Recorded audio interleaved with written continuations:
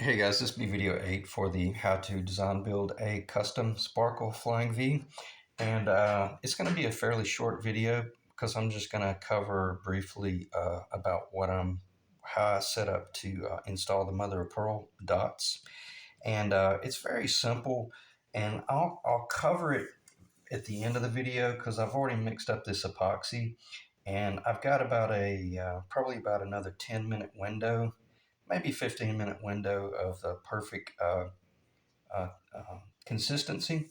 So I'm just going to kind of dive in. I'm using a bamboo skewer, and I'll talk about using the little 1/4 inch Forstner bit in a little while on the drill press, and basically just finding the center. One thing I will cover briefly. I'm going to try to do the best I can to not. I can't. Excuse me. I can't let the mother pearl bump because I actually have them rotated on a 360-degree point to where they're the most vivid when you're looking at them at a certain direction. That way, when the guitar turns a little bit, it'll kind of pop all at once. And I'm going to use these little surgical tweezers here. In other words, once I get I'll do the best I can to keep this in the camera, but not at the expense of the job. Um, what is critically important is making certain that you drill a hole, the cavity, the perfect depth. So much so that it just it just barely flushes out with the top, if not is slightly above it. It's better for the mother of pearl to come out of the fretboard a little bit rather than to drop. It's much better for the mother of pearl to be a little bit proud than it is for it to be below the surface. If it's below the surface and you're a 1/4 inch fretboard, you're that's just not going to work. Now, if you and I'm not even going to say, well, maybe start out with a thick board and work your way down. Don't do that. When you machine your fretboard, make certain that it is. Let me see if that's in the camera. Make certain that it's. I'll try to tip it a little bit. Basically, all I'm doing is using the bamboo skewer to go around. But go ahead and machine your fretboard to the exact finish thickness that you want. Maybe just ever so slight amount over. And then get the excess out. Use your tweezers. I'm really being dangerous here by tilting this. I'll try my best to just show you what I'm doing. See, I'm not allowing that to rotate and then just drop straight in. Again, I need to be over it right now, pressing down like this. Let me just do it and I'll show you what I did.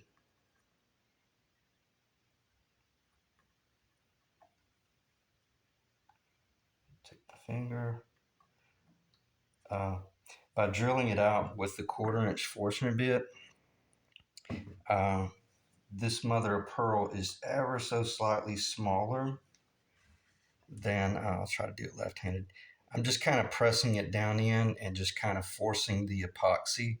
Oh yeah, that, by the way, that's 2-part epoxy, and it's a 24-hour dry time. I got plenty of time to work it. Uh, but and then go back up there and push on a little bit. You'll be surprised. It'll start swelling and it'll start pushing out a little bit. At this point, it's okay. Let me clear my throat. Hold on one sec. At this point, it's okay to have just a very small amount of lacquer thinner on a real clean cloth. I wouldn't use paper towel, but also keeping in mind that this most all of the fretboard that you see is going to be sanded off, because see, this is pre-radius. This is just S4S, but I'll give it. Well, it dries so fast. That rosewood dries so quickly. It's really beautiful. But you know, and again, I'm not gonna spin it around at the risk of all those sliding out of place. If those slide out of place, I'm gonna kill the video and just and finish the job.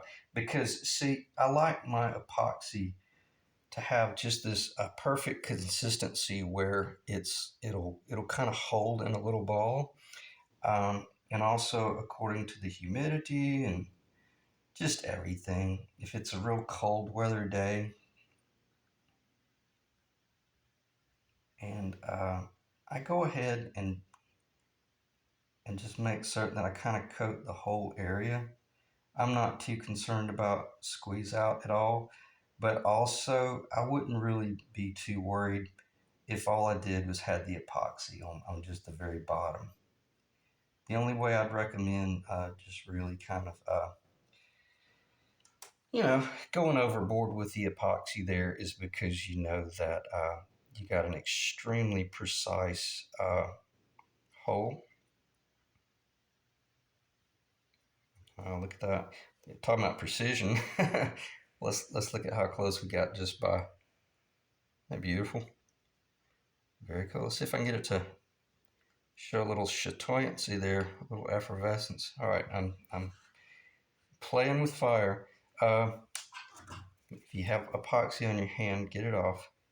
That feels good. I'm gonna press it just a little, maybe hold it, and that's gonna kind of as the press the epoxy. Yeah, see there, the squeeze out is a little bit, and that's okay. I'm okay with that because once I radius this fretboard, uh, all of that epoxy is going to come out anyway.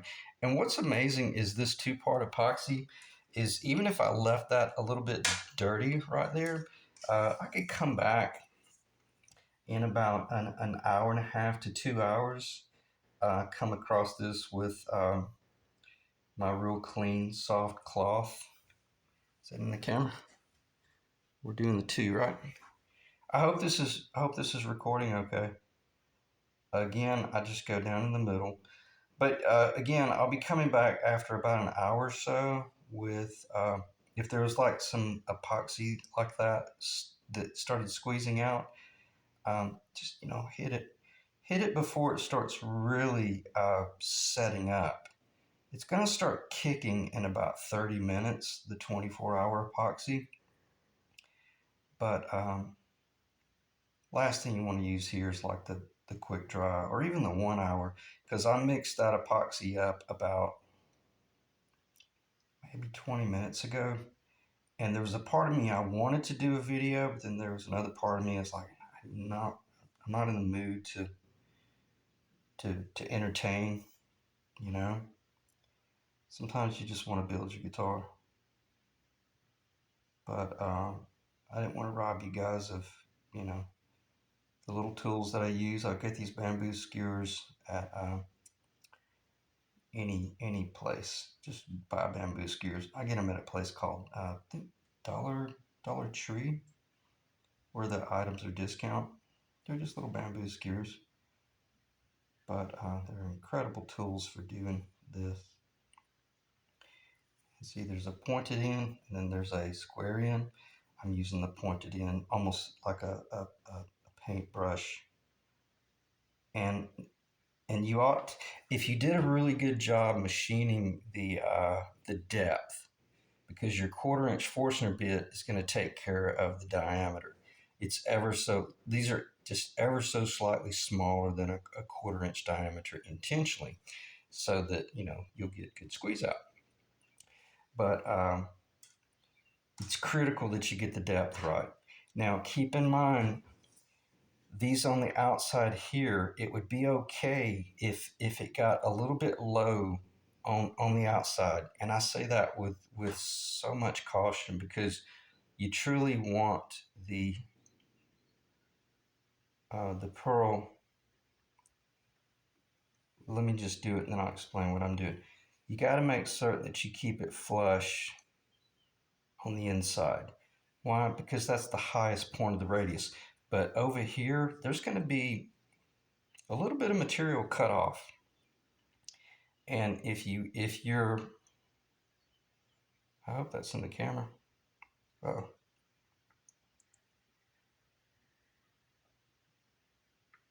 just do the job. So I'm using it like a little crane or like a little front end loader. I'm just kind of pressing down and just kind of reach up here and kiss it and get a feel for where it's at. Now, if anything over here, there's nothing wrong with pressing down on the outside a little bit and getting them to roll on a bit of an angle because the radius is so strong. I'm sorry, I may have bumped the camera there. It's nice and flush. But see, you wouldn't dare want to drill that hole so deep that you ended up with the mother of pearl a little bit low, even at this edge. Even though we know that some of that pearl is going to get sanded off, this pearl is plenty thick enough to guarantee that you probably could put it in flush like that and you'll be fine. So what I'm going to do, I'm going to let that one sit a little. And when you do, maybe just reach up here with your thumb and just press on the outside and see if it kind of raised up a little bit, because you're going to let that epoxy act as a little bit of a bed. And that's what I meant by when I mix up my epoxy, I kind of let it start getting tacky. Kind of show you. See, it's pretty thick. But if you came right out of the gate on a really hot day and your epoxy was real, just real fluid, and then the cavities were too deep, you would put them in and everything would feel great. But then you'll come back 30 minutes later, an hour later, and they would have settled down into the epoxy. Especially if you're working with your large rectangular. The larger the pearl, the heavier it is. And trust me, that stuff is heavy enough, very much heavy enough to weight itself down and bed into the epoxy.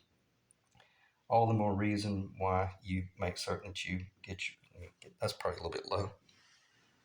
All the more reason that you would want to get your um, depth positively perfect. And if you're too shallow, then drill a little bit deeper. And I'm going to go ahead. Let me do this. Let's see if I can.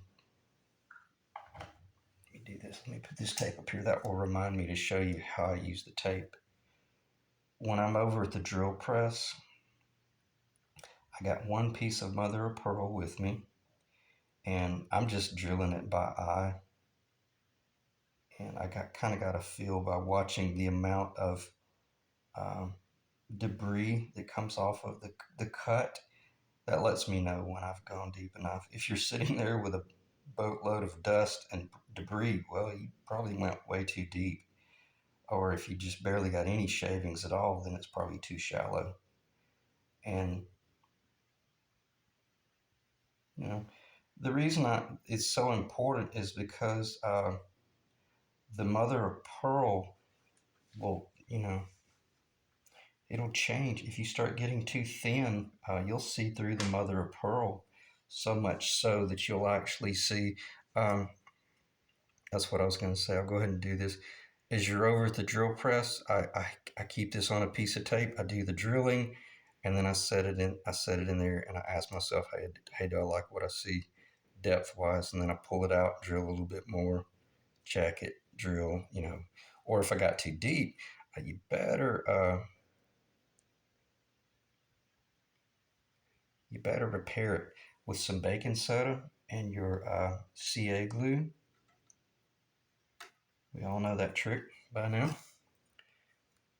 That one, it's weird how sometimes they'll be kind of that one's kind of tight, and I don't really know why. Just the diameter, but I'm not going to complain because it's really beautiful. I do remember that one being just as far as if you could get a perfect depth, that one was the one that was just, man, it was spot on. They're all close enough. Whoa, see how that little double started sliding? And then, just reach up here, kind of gotta make certain that it hasn't dropped down right there. If it drops down right here, you better get your X-Acto knife in there and get it raised up. Even at the expense of scratching up your fretboard, you can putty that stuff. You can repair that stuff. But if your mother of pearl just buries down in there like quicksand, yeah, you'd be in trouble. What and the way you would resolve that is you'd have to drop nitrocellulose lacquer atop it and try to fill it in and create some sort of faux um, coating above the pearl. And you don't want to do stuff like that. You want to see the pearl in its natural state, and you want to get to the point where you kind of know that's kind of the amount that you want to be using. That may be a little bit too much, but if it's too much, then you just pull straight up and get it off. I think I may have taken too much out that time.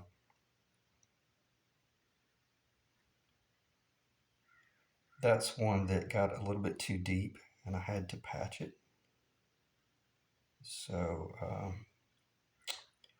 if anything, it's not going to require as much. And I got a feeling, I'm pretty sure this little piece of mother pearl is going to be sticking up just a little bit. We'll see. But if it is, no harm done. Uh, but what I'm getting at, I didn't put nearly as much mother of pearl. I mean, I didn't put nearly as much epoxy. Oh no, actually, it's perfect. Yeah, I like it.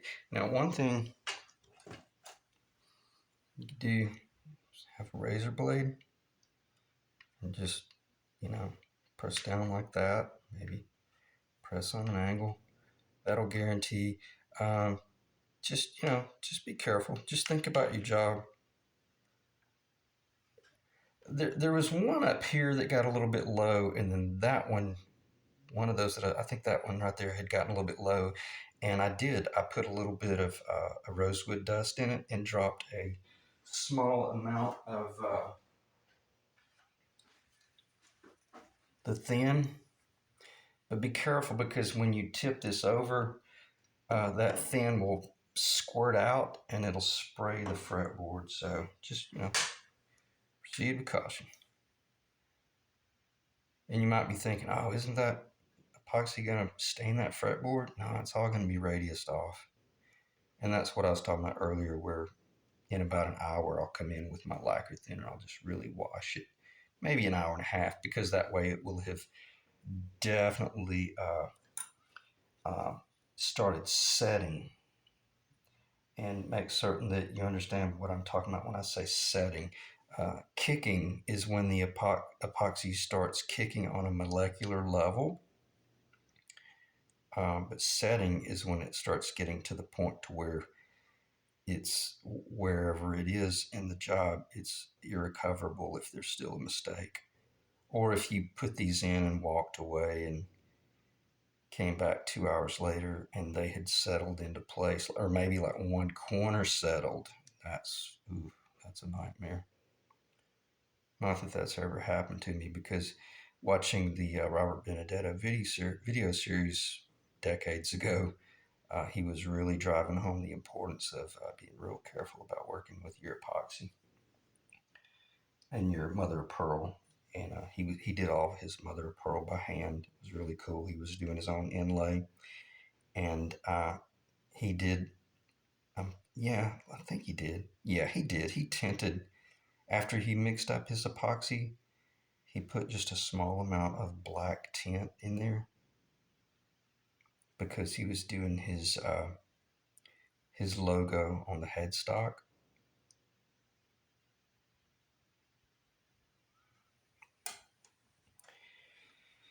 So that you would, once it all finished out, it would be virtually impossible to see where uh, route the route cavity was in relation to the actual overlay face, as well as the. Sorry, I should have moved that up. I hope that was in the camera. Very happy. That's beautiful. Again, Just kind of reach up here and be careful when you press down. When you lift up, if it's sticky, you'll you'll pull it out of place. So press down and then kind of slide off of it. Press down and kind of slide. Don't press on those unless you're over here in the middle. Just kind of verifying that it's not sinking. If that doesn't make any sense, what I'm talking about is the radius is higher the closer to the center. So it's okay if it were to drop on the outside a little bit because that's all getting cut off. That one's a little bit high.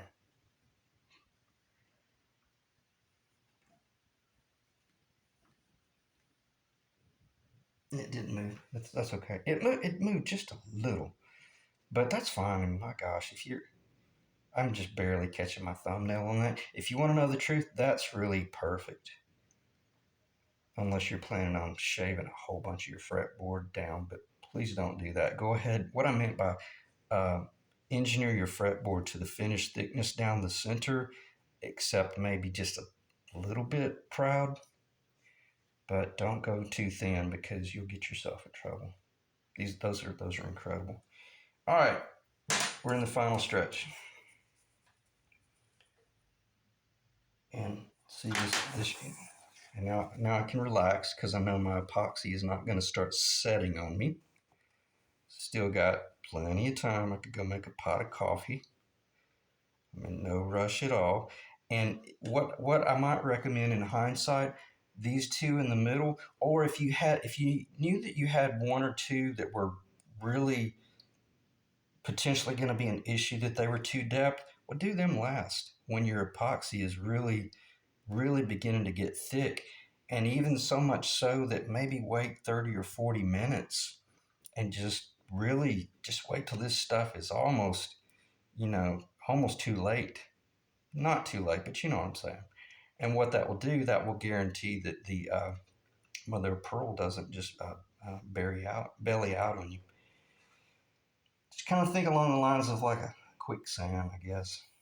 Or just think along the lines of epoxy that's too thin, and and then a cavity that's too deep. Again, don't. Let me do this left hand. Try not to rely on those cowboy repairs on the end. Try to make the corrections early on. Even if it feels like it slows your job down on the front end, it'll make it so much easier on the back end, so much so that you can do a video like I'm doing here and keep your cool and not get bent out of shape because you know you did a really good job prepping everything. What I'm kind of doing there is just forcing that epoxy into the wood really well.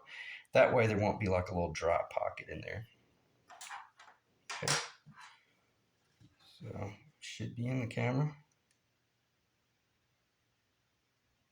Again, I'm going to drive it home one more time that these are directional.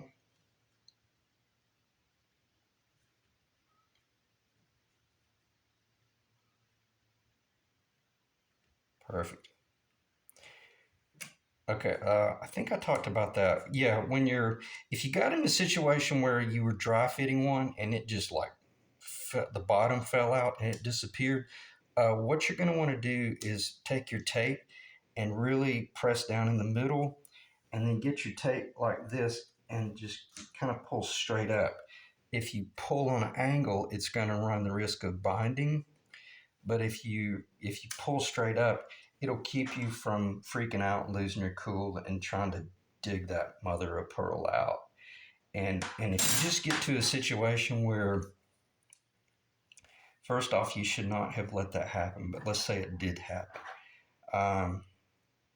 Don't destroy your fretboard, and if you lose your cool, don't. What I might recommend if you lose your cool is, let's say that one you just couldn't get it out, but you knew there was a cavity under there.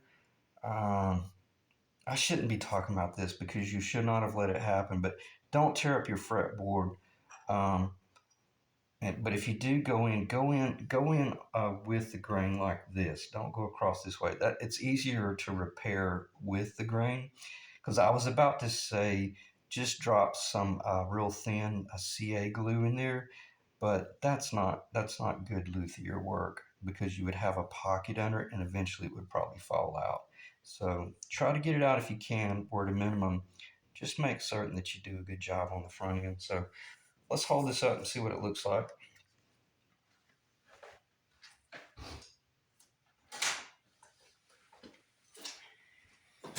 Get the table under control.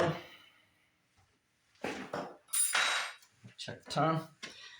Yeah, that should be a good video. 25 minutes of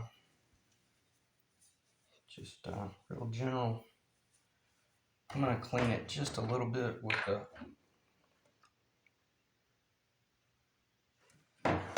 lacquer thinner. Well, let's look at it first and kind of see.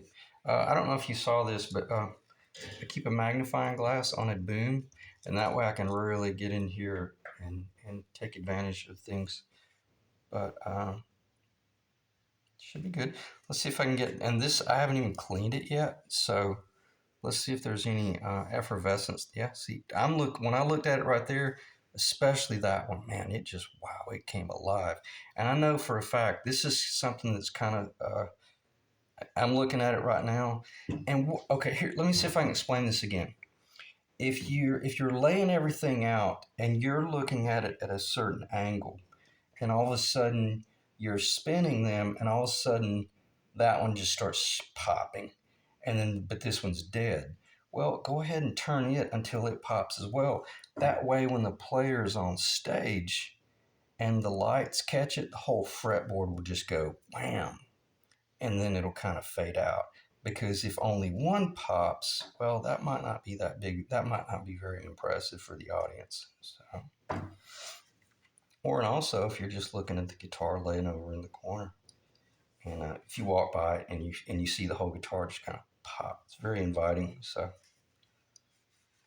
you got to be really careful here that you don't pull anything apart. If you did a good job with your, I probably would not do this if it was like a large trapezoid type, and I'm not putting any pressure on that at all. I'm just kind of kissing it. And then just go across it. This is so good that this could be put on a classical guitar and just left flat. Even these are staying nice. And no, there's a little dip right there.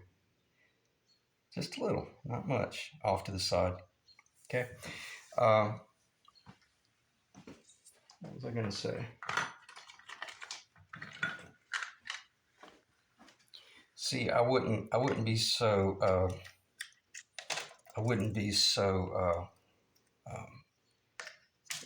rag happy with mother of pearl like that unless I knew beyond a shadow of a doubt everything, the beds were perfect, and they should be.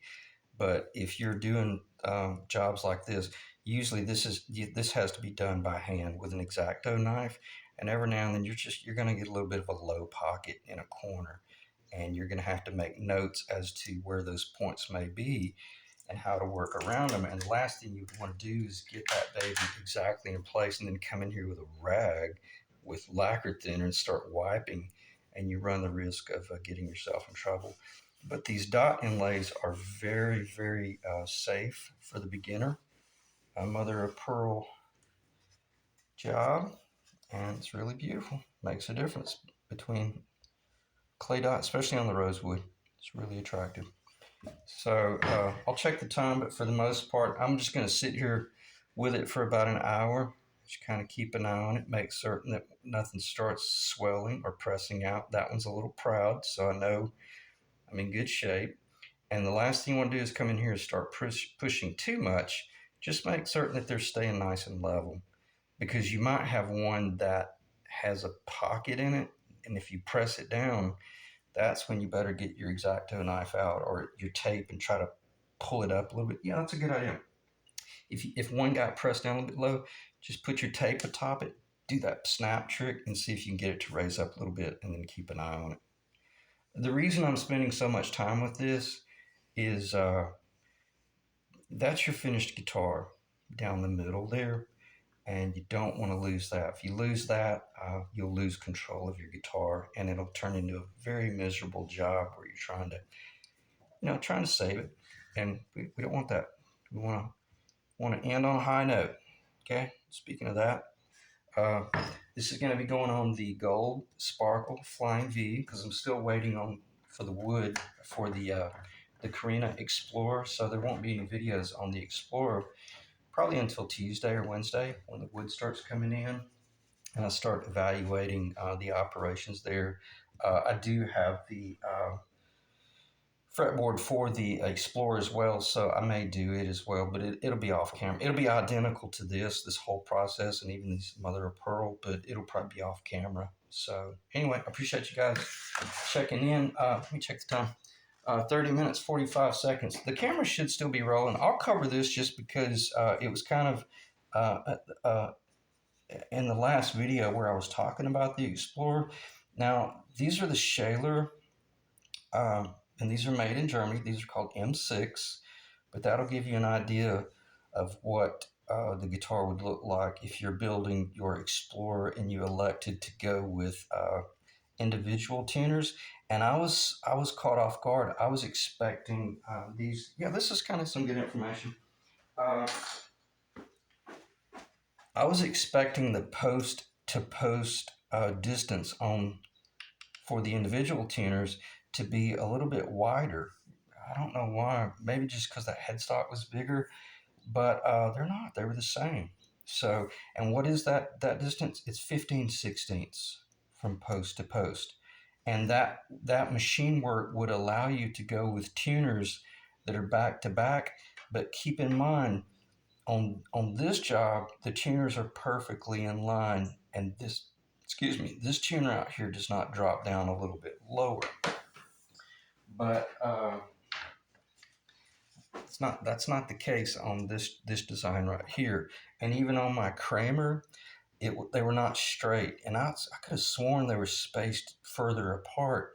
But on the Kramer, I think they start getting more radius quicker. They start with their radius work sooner, and this last tuner is dropped down about 1/16 of an inch. And it's really cool when you're a player and you're looking at it from the back, because you see the first five are in line, then all of a sudden you see that last, sometimes the next to the last one, what would that be, the B, and then the high E, they kind of start curving a little bit with the top of the banana or the hockey stick or the whatever you want to call it. Okay. Really cool. I'm very happy with that. So does that apply to the Sparkle Flying V?